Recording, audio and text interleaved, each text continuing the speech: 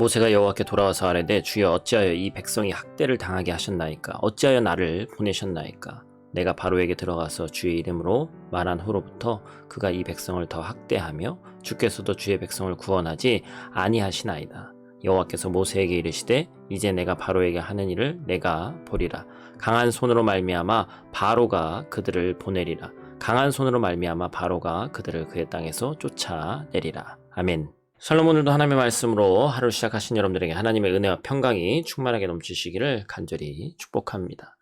하나님께서 이제 모세에게 끝까지 내가 너와 함께 하신다라고 이렇게 약속을 하시면서 이제 누구 앞에 세웠습니까? 바로 이제 바로 앞에 세우셨죠. 그러면 이제 하나님께서 책임지셔야죠. 하나님께서 시키셨잖아요. 그런데 모세가 겪은 일이 어땠습니까? 하나님께 순종해서 바로 앞에 선 모세는 담대하게 이 백성을 보내고 여호와의 절기를 지키게 하라 이렇게 들은 대로 전했어요. 그런데 바로는 여호와가 대체 누구냐, 나는 그런 신을 알지 못한다라면서 대놓고 무시하고, 그리고 그 말을 듣고 이스라엘 백성들이 노역을 할 때 전에 공급하던 벽돌 재료를 일부러 주지 않고 스스로 그 재료를 준비까지 감당하게 함으로써 백성들이 더 힘들게 만들었단 말이에요. 오히려 가만히 있었으면 이런 일이 없었을 텐데 이스라엘을 괴롭게 한 장본인이 모세가 되어버렸습니다. 어떻게 이런 일이 있을 수 있을까요? 주의 종이 이렇게 망신과 수모를 당하고 있는데 도대체 하나님이 뭘 하고 계시는 것일까요? 그래서 본문에도 보면 모세가 어찌하여 하면서 계속해서 하나님께 항변하고 있죠. 더 이상 못 해먹겠습니다. 이제 이렇게 얘기하고 있는 거예요. 하나님께서 이 상황 가운데서 어떻게 모세를 위로하시고 설득하시는지에 대한 장면이 오늘 등장하는 그런 장면입니다.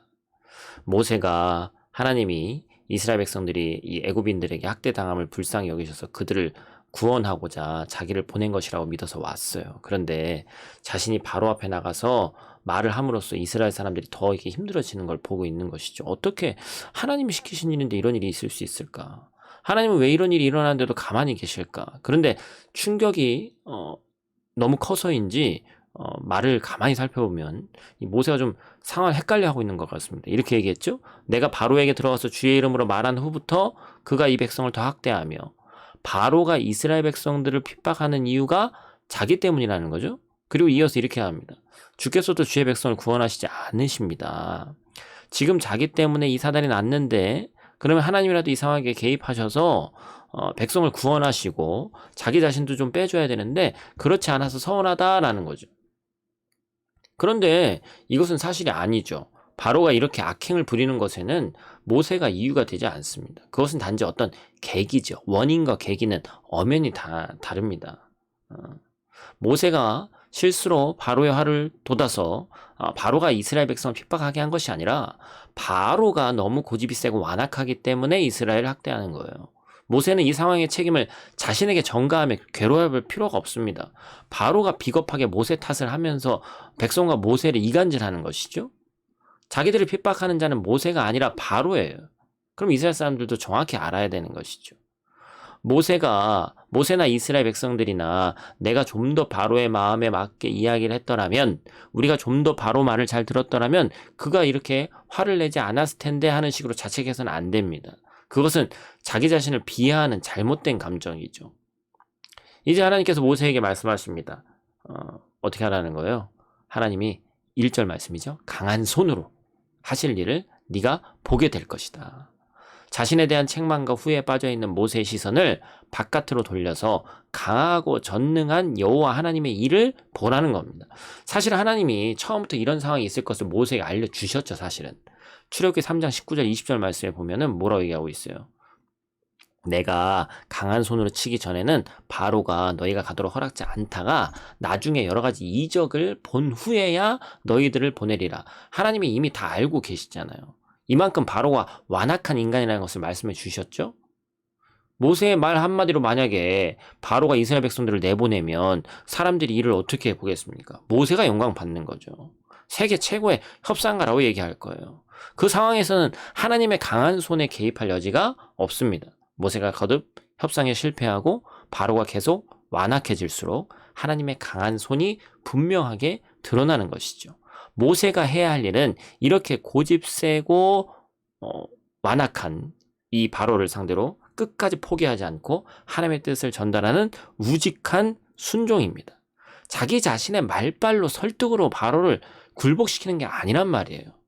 모세가 시선을 자신에게로 돌리면 이 일을 할 수 없습니다. 우리가 어제 주일날 말씀 나눴던 것과 동일한 것이죠. 시선을 전능하신 하나님에게 맞춰야 되는 거예요. 하나님은 이것을 믿고 순종하며 계속해서 견고한 진과 같은 바로를 향해서 나아갈 한 사람을 찾으셨고 그가 바로 모세이고 또한 오늘날 우리가 이 모세의 모습을 본받고 살아야 되는 줄 믿습니다. 사랑하는 성도 여러분, 오늘 하루도 이번 한 주도 우직하게 하나님께서 우리에게 허락하신 길을 걸어가시고 승리하는 오늘 하루 또 이번 한 주 사시기를 간절히 축복합니다. 기도하겠습니다. 하나님, 주의 말씀에 순종하고자 몸부림치지만 그것이 사실 잘 되지가 않습니다. 우리가 하나님께서 이루실 것들에 대해서 기대하는 마음으로 나아가야 되는데 대부분 이루어지지 않을 때도 많이 있고 또한 내가 생각한 내 시점에 그 많은 것들이 이루어지지 않기 때문에 지치고 낭망해서 때때로 자기 비하로 돌아올 때가 많이 있습니다. 그러나 그때가 하나님의 일하심이 하나님의 강한 손이 더욱 분명히 드러나는 시기임을 우리가 알고 순종하며 인내하며 우리가 기뻐할 수 있도록 하나님 도와주시옵소서.